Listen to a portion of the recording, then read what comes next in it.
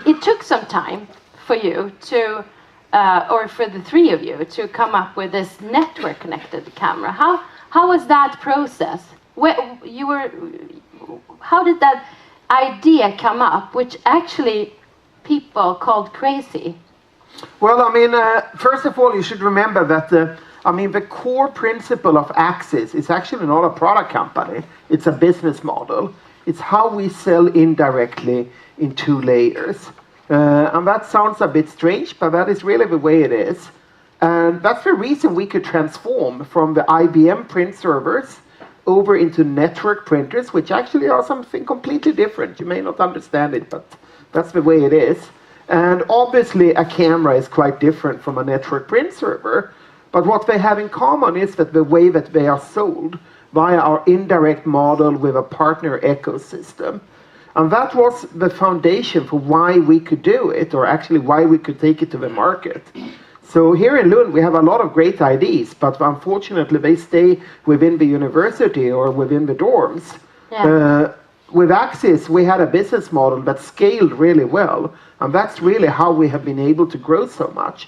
So when we had the idea of a network camera, we had a really good sales channel, and surprisingly enough, a lot of our partners who did the print servers were actually doing network cameras in the beginning, because print servers were declining. They need to find a new business, and here we come with a camera, and they say, hey, you've been good before, why not now? And it actually scaled up.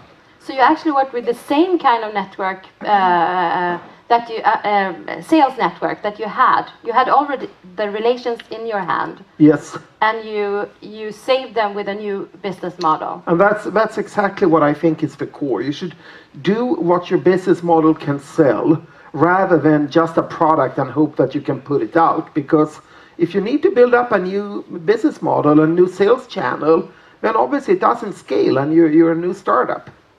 But were you selling the cameras per se, or were you actually selling the services? No, Axis, we have always been the product company. I mean, we would love to do more services. We have a lot of initiatives for doing that from now on. But predominantly, we are a product company.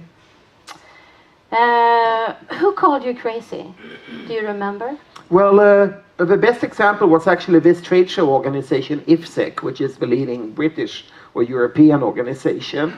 So when we exhibited at their flagship show in Birmingham back in 1998, and we were exhibiting the network camera, and all the others did analog security cameras, and they thought like we were a toy company exhibiting at the wrong trade show. So that was kind of fun. And now you're their most influential person, they have stated. Yeah, but the way we also have the biggest booth on the trade show and so on, so okay. I think there's some correlation between it. So when you had this time to switch from one product to another through the sales network, what were the skills that you used as a person to convince people to turn around, do you think? Well, I mean, it was very basic. I mean, they had declining sales and they needed to maintain their businesses. So you mean you just pointed to the facts? Yeah, but then with the business model comes a corporate culture. So Axis culture is very much in line with the business model. And I always take as an example, it's very different from, like, let's say Sony Ericsson business models, because they have huge customers who can demand something to be done at a certain stage. At Axis, we don't have a single big customer. We have 90,000 partners, and the amount of customers we have, I have no clue. So that means that we can always do what's long-term right without taking any particular deals in mind when we design stuff. And that means we can take a little bit longer view and make it really right. Right, so it has nothing to do with you being like likable or convincible or strong leader or nothing like that. People don't like me. No, I hear so too. But let's leave you there and talk with Pierre. In the beginning, you came from Lebanon to Stockholm. Yes. And you chose Lund for Other your people education. do that. Yeah, I know. Yes. Me too. And you chose Lund for your education. You wanted to be a scientist in mathematics. Yes. And you And you did, right? Well, I studied electrical engineering, Yes. and I wanted to go in other paths than my family. All my family members are entrepreneurs. Yeah. So I didn't want to become an entrepreneur. No, who would? No. I mean, they work all the time, and we had lots of money, but they come in chunks. Yeah. None of them are employed in some way. They're entrepreneurs, so they create stuff and they do stuff. My father and my brothers and. But it was in a completely different area. Yeah. Yes. So I just wanted to come here and start from scratch and stand on my own feet and all that. And I studied here, but soon I became very restless. I want to do something. So I became active in student union here and became the president of Erasmus and took over a small organization. We had like 30 members. And in 2 years, I grew it to over 2,000 members. And we had like the biggest parties here in Lund. But the police and fire department came there and said, no more people and all that. So I thought like, okay, maybe I have like a talent for engaging people because everybody worked there for free because it was a student organization. So about year 2000 when all my friends, they started to buy these suits and nice shoes and go for job interviews. Right. And I became very, very scared. I mean, as soon I'll be also finished, so soon Life will be over. Yeah, I mean, soon I have to take this seriously and get a job and cut my hair off and so. Oh, you had this long tail. Yeah. Okay. Rebellion. So. Yeah, so You should take that up again. Yeah, well, actually, some of my investors, they when I did it in 2014, because I kept my promise of 10 years, from 94 to 2004, sorry. Yeah. And they just asked me, why did you cut your hair off? Because in all our conferences or everywhere, we just point out the guy with the long hair, curly long hair. Yeah. And they knew who I was. Now I was like, no, I'm trying to do this instead. And here you are in the suit and the nice shoes. Yes. Sorry. But you understood something about yourself in this moment. You understood that, well, two things. You could engage people, and you wanted to do something of your own. Did you have the idea of what at that point? Well, actually, I knew that I wanted to do something. That's why I moved from Stockholm. So I had a goal to transfer and change my life and not go in the, dictated life that, go back to the family and be engaged in whatever. So I wanted to do something new. And then in the 1999, 2000, we have the dot-com boom. And everybody was snapped from the university here before they were finished to companies like Framfab, Eco Media Labs, and so on, into the internet and whatever you could do with internet. And they charged lots of money, and companies with dot-com companies were valuated billions. And I thought like, okay, this is a boom, and I can't really join that path. So I need to invest in the next wave. And what is the next wave? So, I mean, my special studies were telecom, and I knew that the new high-speed internet will come. That was 2G, and we were about to launch 2.5G, which is called also Edge, and so.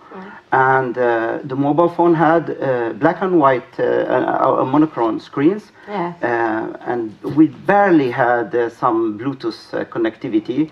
Of course, no Wi-Fi, nothing like that. The coolest phones on the market had IRDA, which is infrared connection. And I thought, this is the future. Internet will come to the mobile phones. We will have better processors. We will have color screens, and we need to handle images and pixels because we are social people. We like to communicate our feelings and all that. And at the time, you could buy a smiley for 20 crowns or about $2. And it was like a bitmap. It was dotted thing.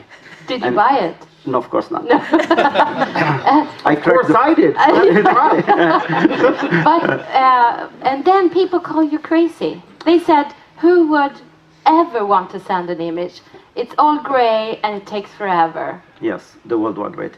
Well, the thing is when you bring in an idea, that demands that the second part need to understand a paradigm shift. And the problem with a paradigm shift is they don't know what it is before it happens. Right. You cannot really imagine that.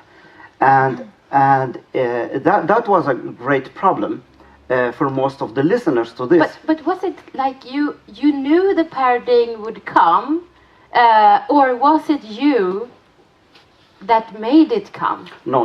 Of course, I did not. The How thing can you be sure? Well, there is this lead of thought that's called the manifestation, the law of manifestation. And the law of manifestation says that if you have an idea, a thought, it will give you a feeling. And the feeling, for instance, if you feel like I'm a loser, then the thought comes, it's the thought that brings that feeling to you. Then you feel like you're a loser. And when you're a loser, you start acting like a loser. And when you are feeling like a loser and acting like a loser, you become a loser. When you feel like something will happen, and you think like that, this can happen, this is because of Moore's law, it will happen, I will need like 7 years from today, because this is cycle, engineers, we forecast things. So this was totally built on projections of the future. But the thing is that I could understand that this could happen. I convinced myself. So I lived in this feeling, and I acted in this feeling. So it became me. So when I presented this, even for my team members, I need to convince them. And then they bought it because they have technical background, but the market is not there. The mobile phones are not there. And so when we explained this to other people, they didn't understand it. And here comes the word crazy. Will you see a football match on your mobile phone? I mean, who will do that? That's stupid. Yeah. Will you transfer images? Why? That's the word, why? And okay, we know where we are today. But yeah, that is before it happened, and so people do that. So this feeling that you had, was that? Did you have to convince yourself often? Did you ever doubt? Did you ever doubt? Every day or so. But because how was the finance? I mean, it took forever to develop this and the market to adapt to it. And I mean, how is the financing for your team during this? Well, the thing is that you don't need a lot of money to make the first embryo of a software or whatever. And the thing that I got from my family, I took it with me with the luggage from Stockholm, is the self-confidence. My father, he has passed away, but one of the things that he gave me is that you don't be afraid. Try and don't be afraid. What do you have to lose? What can you lose? I mean, and so that's why I just tried this. And of course, I was driven by fear in the beginning. Then I was driven by inspiration. The fear is I don't want to get a job, and I don't want to go back to Stockholm. That was the fear. That was a bigger fear than actually failing. Yeah. I didn't want, because if I go back to Stockholm, I will have my friends and families, and I will have like 20 different jobs. I will have a job, but I wanted to do something crazy. So the thing is that I wanted to start an international company that will have a scalability from day zero, from day one, but I didn't know how to do it. Okay. Does it answer your question? Yes, it's crazy. Good. So you from the start, we had this at the Sharp Minds session before. Yeah. From the start, you knew this will be a big company. This will grow. Yeah, it's very digital. Either it's a big thing or nothing. You cannot have. It's not a service company. What we started. And did you have the same feeling from the beginning? What we are building is a really big company. Well, I always get asked on that question, and when I founded Axis, I mean, it was more, you should have in mind, Axis was founded in '84, and the company before then, we actually set up in '79. And in Sweden, in the '70s and '80s, entrepreneurs. That was a person who could not get a job as a cleaner at a corporate company. I mean, that's how low it was to be an entrepreneur. No star Bad. factor. Yes, I mean, one has to remember that. That's quite important. And we had a tax system where you paid more than 100% tax. And that was sort of accepted. That's like unthinkable today. Anyway, I had the vision. I wanted to be my own because my parents are teachers and I did not want to be employed by the state, and that's period. So, That was also a fear. Yeah. yeah, it was a fear. So, I got to learn about electronics when I was 11 years old, and that's when I decided, hey, I got to build electronic products and sell them. Because I didn't get any money from my parents. I had to make my money by selling stuff. And then I learned that if you want to sell and scale, you have to do it in a scalable manner. You have to treat all your people who sell it equally. And I had an indirect business model. I didn't know it was called an indirect business model. It was just natural. Yeah. So when I met Keith, who was the salesman, and he said we should have this indirect business model, that made perfectly sense. Yes. And my vision was to sell a lot of small electronic gadgets in high volume. Yeah. And I never thought of the fact that with that comes hiring a lot of people. No, that's just That was like a byproduct of the product. So selling electronic products in high volume, that was really my goal. Yeah. And the amount of staff, I mean, was a side effect.